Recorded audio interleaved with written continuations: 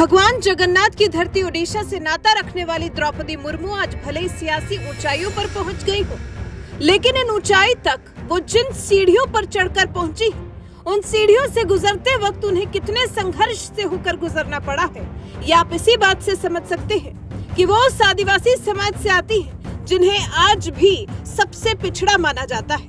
और इस अंतिम पायदान में बैठे व्यक्ति को समाज में अपने लिए जगह बनाने के लिए कितनी लड़ाई लड़नी पड़ती है, इससे भी हर कोई वाकिफ ही होगा। इतना कुछ क्या कम था कि जिंदगी में उन्हें सबसे बड़ा सदमा तब लगा जब उनके पति और दोनों बेटों की समय से पहले ही मौत हो गई, जिसके बाद से ही जिंदगी का लंबा सफर उन्हें अकेले ही गुजारना पड़ा।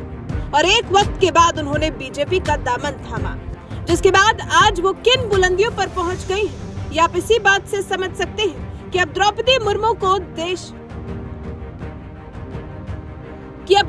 मुर्मू देश के सर्वोच्च संवैधानिक पद राष्ट्रपति की कुर्सी पर बैठने जा रही हैं। इतने संघर्ष के बाद द्रौपदी मुर्मू जब देश की प्रथम नागरिक बनने जा रही हैं, तो ऐसे ऐतिहासिक मौके पर तमाम मोदी विरोधियों ने भी लोकतांत्रिक परंपराओं को निभाते हुए उन्हें शुभकामनाएं दी।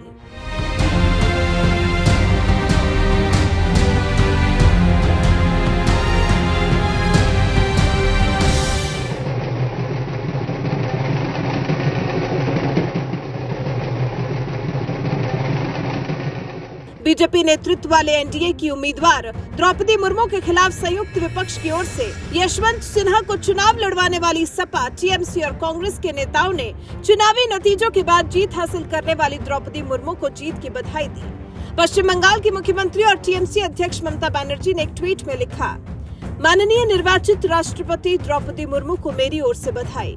हमारे संविधान के आदर्शों की रक्षा के लिए राष्ट्राध्यक्ष और हमारे लोकतंत्र के संरक्षण के रूप में मुर्मू की ओर देश की खासकर ऐसे समय में उम्मीद भरी निगाहें टिकी रहेंगी जब देश कई असंतोषों से जूझ रहा है। कांग्रेस के पूर्व अध्यक्ष राहुल गांधी ने भी द्रौपदी मुर्मू की जीत पर लिखा, भारत के 15वें राष्ट्रपति के रूप में निर्वाचित होने के लिए द्रौपदी मुर्मू को बधाई और शुभकामनाएं। यूपी के पूर्व मुख्यमंत्री और समाजवादी पार्टी के अध्यक्ष अखिलेश यादव ने भी द्रौपदी मुर्मू की जीत पर लिखा, राष्ट्रपति निर्वाचित होने पर माननीय द्रौपदी मुर्मू जी को अनंत बधाई और हार्दिक शुभकामनाएं। इन नेताओं के अलावा मोदी विरोधियों में एक और बड़ा नाम है यशवंत सिन्हा का, जो खुद इस चुनाव में विपक्ष की ओर से उम्मीदवार थे, मगर चुनाव हार गए। लेकिन चुनाव हारने के बावजूद यशवंत सिन्हा द्रौपदी मुर्मू को बधाई देना नहीं भूले। उन्होंने मुर्मू की जीत पर लिखा, देश के नागरिकों के साथ मैं भी द्रौपदी मुर्मू को उनकी जीत पर बधाई देता हूं।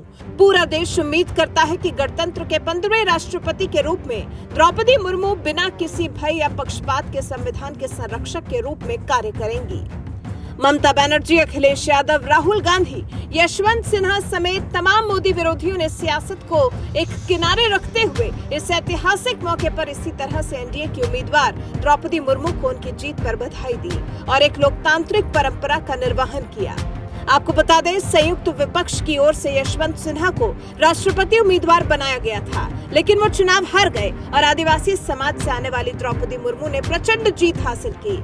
उन्हें 2824 वोट मिले, जिनकी वोट वैल्यू 6,76,803 रही, जबकि यशवंत सिन्हा को 1,877 वोट मिले, जिनकी वोट वैल्यू 3,80,177 रही। पार्लियामेंट हाउस में जो मत पड़े उनकी गणना हुई, उसके बाद में जो स्टेट्स असेंबलीज में वहाँ जो वोट पड़े, सारे बैलेट बॉक्सेस को यहाँ लाया गया था, उनकी गणना चालू हुई और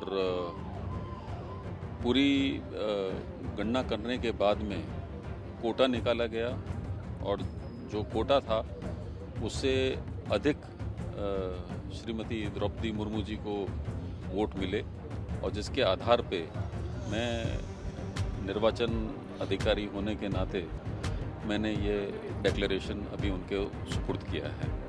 उनको कुल मिला के करीबन 64% वोट मिले। 15 ही वोट अमान्य हुए, उसके बाद ज़्यादा हुए? नहीं, जो टोटल वोट अमान्य हुए वो 53 हुए। हाँ, मैं आपको पूरा ही बता सकता हूँ। श्रीमती द्रौपदी मुर्मू जी को 2824 वोट मिले, जिनका मूल्य था 6,76,803 और यशवंत सिन्हा जी को 1,877 वोट मिले, जिनका मूल्य था 3,80,177।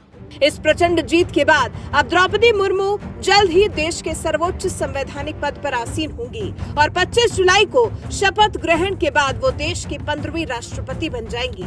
बहरहाल द्रौपदी मुर्मू की इस जीत पर जिस तरह से मोदी विरोधियों ने भी दिल खोलकर बधाई दी है, उस पर आपका क्या कहना है? अपनी राय हमें कमेंट कर जरूर बताएं।